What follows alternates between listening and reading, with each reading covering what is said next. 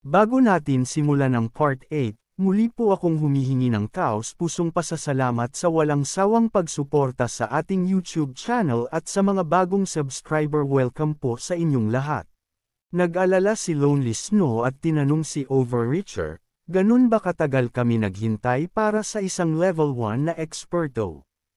Sinabi ni Skynet nang may pangungutya na ang team ng mga level 2 players ang tutulong sa kanila sa dungeon, at hindi nila kailangang magbigay ng lahat ng gear para sa isang swordsman at warlock. Akala nila hindi kami tanga. Lumapit si Overreacher sa ating bida, at habang nagkakamot ng ilong ay tinawag siya na Mr. Expert, at tinanong kung bakit tahimik siya. Tinanong niya kung bakit siya nanatiling level 1, kahit na matagal nang na-launch ang server. Itinutok ng mage ang daliri sa ating bida at nagsalita ng hindi natuwa.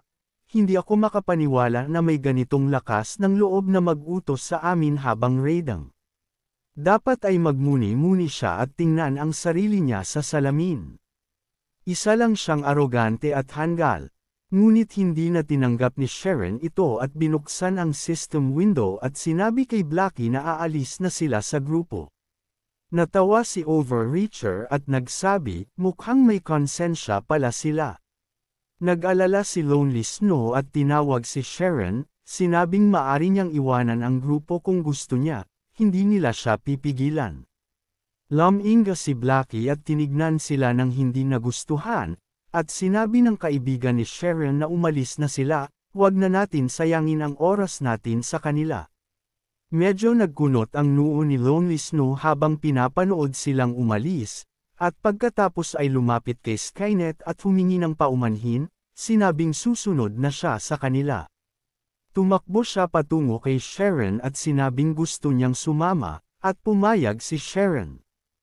Hinalakak ni Blackie si Sharon at tinanong, isang scammer yata itong guy na to. Ngunit tinanong siya ng isa sa mga kasamahan ni Skynet na huwag na lang magpaliwanag, at sinabi na sa huli, siya rin ang magsisisi sa desisyon niya.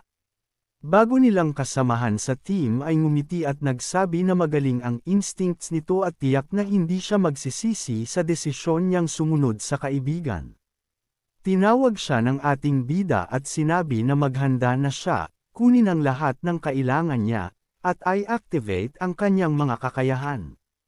Sumang-ayon siya ng may ngiti at inilabas ang kanyang staff, na nagbigay saya kay Lonely Snow, at sinigaw na may kasiyahan, may eksperto tayo sa team, kailangan pa natin ng 3 tao. Nang marinig ito, pinahalakhak ni Skynet ang sarili at sinabi na, walang katapusang yabang ng guy na to. Hindi siya makapaniwala na patuloy pa rin itong nagpapanggap na eksperto. Samantala, si Overreacher ay tinitingnan si Blackie nang may pagtataka at sinabi, tingnan mo ang warlock sa tabi mo, maganda ang gamit. Dahil dito, agad na lumingon si Skynet at tinignan ang gamit ni Blackie, at walang imek si Summer Night, na may smirk sa mukha, at sinabi na inisip niya na level 3 na ang warlock nang magbuo sila ng team. Nang marinig ito, sumagot ang kanilang leader na, idiot. At nagsabi, hindi mo ba ito nakita kanina? Sumagot si Overreacher at sinabi ng may ngisi, bakit hindi natin siya suhulan para sumama sa atin? Pwedeng-pwede pa nating ialok sa kanya ang lahat ng mage gear na makukuha natin sa dungeon. Sumang-ayon si Skynet, at si Summer Night ay labis na nag-alala, dahil isa siyang mage din. Matapos iyon, sumulat si Skynet ng mensahe kay Blackie na nagsasabing sumama siya sa kanila, at nang makita nilang nagsusulat siya, nagsabi si Skynet ng may kasiyahan, ang bilis mong sumagot. Ngayon, sa atin na siya. Ngunit, sa kabaligtaran ng kanyang inaasahan, sinabi lamang ni Blackie na iwan siya at huwag siyang istorbohin. Tawa ng tawa si Summer Night. Ngunit si Skynet ay nagmumura ng hindi natuwa at tinanong, bakit siya masaya? Nagpatuloy sa pag-iisip si Summer Night na, Luna siya. Lahat ng ito ay magiging kanya.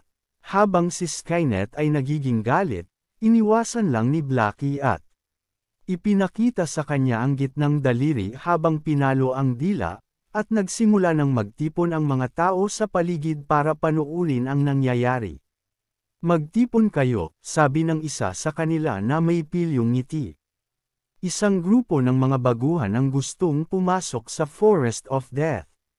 Gusto ba nilang mamatay doon? Tumingin ang isa pang player sa team composition at nagulat na nagsabi, gusto niyang hamanin ang Forest of Death gamit ang level 1. Nang marinig nila ito, napabuntong hininga ng pagod si Lonely Snow at sinabi kay Xiong na mukhang hindi ganoon kadali makahanap ng karagdagang kalahok, at sinabi naman ni Xiong na huwag mag-alala at huwag magmadali. Bigla, ang buong crowd sa paligid nila ay nagsimulang kumalat, at nagtaka si Lonely Snow kung saan napunta ang lahat. Nang makita niyang tumatakbo sila papunta sa isang lugar na may malalaking ngiti sa kanilang mga mukha, tinanong niya kung anong nangyayari.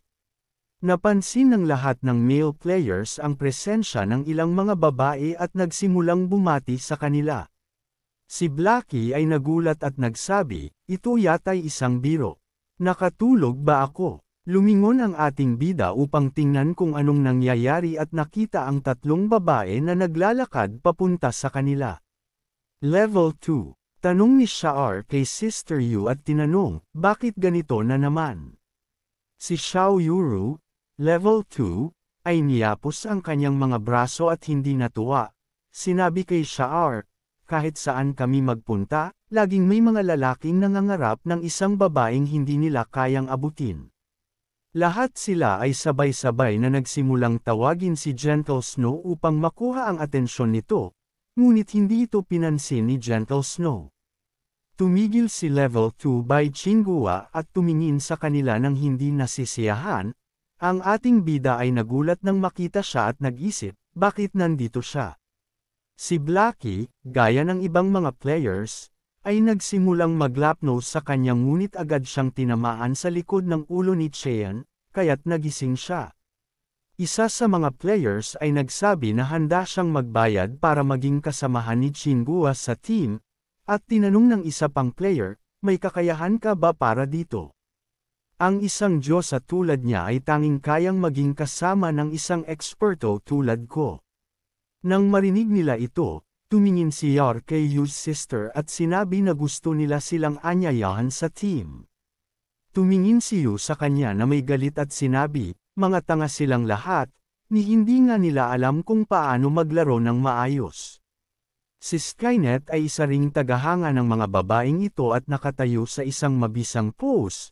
Bumati sa kanila at sinabi, narito ang isang first-class ranger, perpekto siya para sa papel bilang kasamahan, at ang mga kasama niya ay napakagwapo. Perpekto siya para sa papel bilang kasamahan, at ang mga kasama niya ay napakagwapo.